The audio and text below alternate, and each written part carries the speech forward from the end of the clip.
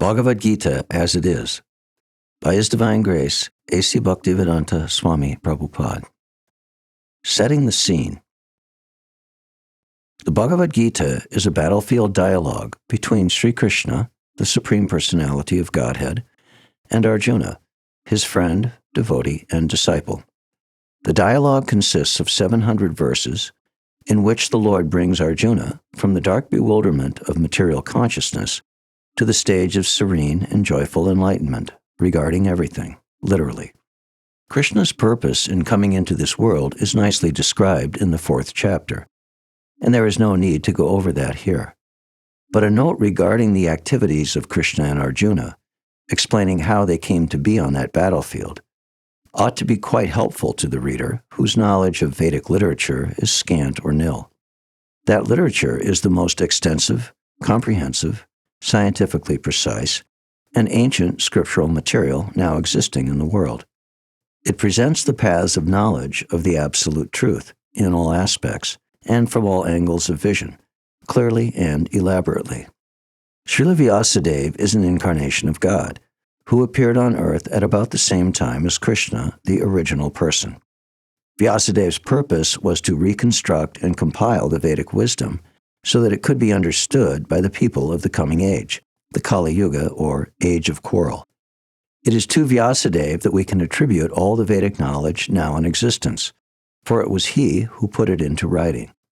The people of previous times, having the capacity for perfect memory of such topics, writing was until then unnecessary. Part of Vyasadeva's work includes the Mahabharata, a chronicle of events leading up to the initiation of the age of Kali. Mahabharata means literally Great Bharat, Bharat being a ruler of the world during a now-forgotten past epoch. The Mahabharata traces not only the doings of Bharat the Great, but of his descendants as well, coming ultimately down to the story of Dhritarashtra and Pandu, the sons of King Vichitravirya. Now, Dhritarashtra was the elder son, but he was born blind, and so the throne that otherwise would have been his devolved upon his younger brother, Pandu. Pandu had 5 sons: Yudhisthira, Bhima, Arjuna, Nakula, and Sahadeva. And Dhritarashtra had 100, chief amongst whom was Duryodhana, a great politician and administrator. Dhritarashtra never came to accept his brother's preeminence over him, and he raised his sons with the determination that they, and not Pandu's offspring, should someday reign over the world. Duryodhana and his many brothers thus grew to manhood in possession of their father's ambitions, his pride, and his greed. What's more, Pandu died at an early age, and his 5 boys came under the guardianship of Dhritarashtra, his other brother Vidura, and the venerated grandfather of the clan, Bhishma. Dhritarashtra plotted against the lives of the Pandavas, the sons of Pandu, and their mother Pritha, also called Kunti. But the blind conspirators' plans were foiled by a variety of people and circumstances, chiefly the saintly intervention of Vidura and the loving protection of Krishna, Kunti's nephew, thus also a relative. Now, the warrior politicians of that time were called Kshatriyas, and they lived by a code of chivalry, much as the warrior class of Europe did only recently.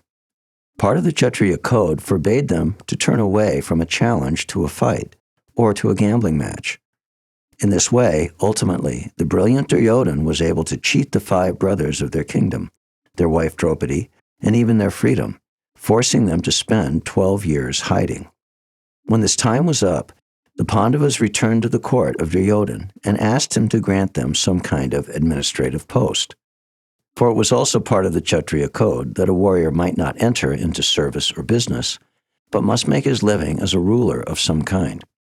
The Pandavas were willing to accept a village each from their now magnificent cousin, but Duryodhana had no mercy or regard for them.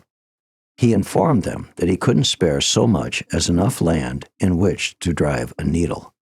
Thus rebuked, Arjuna and his brothers resorted to arms, and a global war of tremendous scope was initiated. Yudhisthira was the eldest of the Pandavas, and it was to place him upon the throne, or to oppose him, that great warriors from all the corners of the earth assembled. According to Vedic sources, the Battle of Kurukshetra lasted for 18 days, and took the toll of millions of lives. This becomes somewhat more comprehensible when we recognize that the Vedic civilization was a highly advanced society, possessed not only of nuclear weapons more subtle than ours today, but also of air, water, and psychic weapons of devastating power. As the armies were gathering, Sri Krishna, cousin to both sides in the fight, attempted to mediate on behalf of the Pandavas, but he found Duryodhana determined to rule the world in his own way, and anxious to be done forever with these bothersome men, whose very existence challenged his right to the crown. Whereas the Pandavas, pure devotees of the Lord and men of the highest moral stature, recognized Krishna as the Supreme Personality of Godhead, Dhritarashtra's sons had no such qualifications and no such powers of recognition. Yet Krishna offered to participate in the war according to the desire of the antagonists. As God, he would not personally take a hand, but whoever so desired might avail himself of Krishna's army, and the other side could have Krishna himself as an advisor and helper. Duryodhana, the genius politician, snatched at the armed forces of his cousin, while Yudhisthira was equally anxious to have Krishna himself. In this way, Krishna became the charioteer of Arjuna, taking it upon himself to drive the fabled bowman's chariot. This brings us up to the point at which the Bhagavad-gītā begins, with the armies arrayed and ready for combat, and Dhritarashtra anxiously inquiring of his secretary, Sanjaya, what did they do? The scene is set, with only the need for a brief note regarding this translation and the accompanying commentary.